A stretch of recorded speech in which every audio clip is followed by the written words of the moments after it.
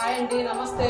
తోడు నీడ ఆశ్రమం నుండి కోటప్పకొండ నియర్ బై వేద పాఠశాల డిఆర్డి ఆఫీస్ దగ్గర ఈ రోజున ఈ బాబాయ్ మన దగ్గర సుమారు 7-8 నెలల క్రితం జాయిన్ అయ్యాడు. సో ఈ బాబాయ్కి హెల్త్ బాగా పూర్తిగా క్షీణించిపోయింది. చాలా హాస్పిటల్స్ తిప్పినా కూడా ఏ రోగం లేదు, కానీ ఎందుకో మరి ఫుడ్ తినట్లేదు, ఏం లేదు. పరిస్థితి చాలా సీరియస్గా ఉంది. కానీ ఆయన పేరు మీద పాపం వాళ్ళ కూతురు ఒక 5 లక్షల రూపాయలు పొలం ఉంటే తను రాయించుకుంది. కనీసం చూస్తానమ్మా, మనిషిని పెట్టి మా అత్తగారి ఇంట్లో ఉండడానికి కుదరదమ్మా అని చెప్పేసి భార్యాభర్తలు ఇద్దరు వచ్చేసి మాట్లాడి ఇతను జాయిన్ చేసిపోయారు. నెలకు వచ్చేసి ఒక ఆయమ్మని పెట్టమని చెప్తే 12,000 రూపాయలు ఇస్తామని ఆయమ్మని పెట్టారు.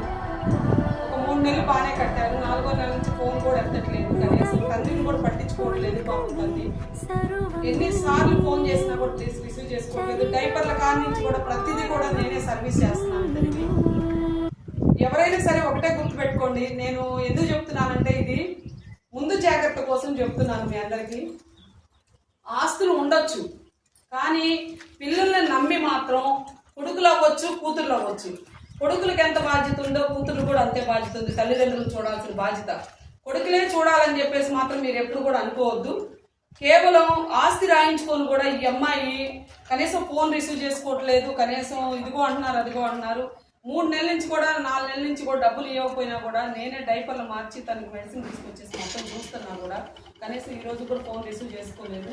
దయచేసి మీరందరూ కూడా పొరపాటున పిల్లలకు గనక ఆస్తులు ఉండొచ్చు, సంపాదించుకోవచ్చు. మన పిల్లల కోసం చదివించామా, పెద్ద చేసామా, పెళ్లిళ్ళు చేసామా, వాళ్ళకి ఏమైనా ఆస్తులు ఉంటే ఒక భాగం ఇవ్వండి, 3 భాగాలు మీరు ఉంచుకోండి. దయచేసి కనుక మీరు పొరపాటున నా పిల్లలేగా నా కూతురే కదా అని చెప్పేసి ఇచ్చారా, ఇదే గతి మీకు కూడా పట్టింది, గుర్తుపెట్టుకోండి.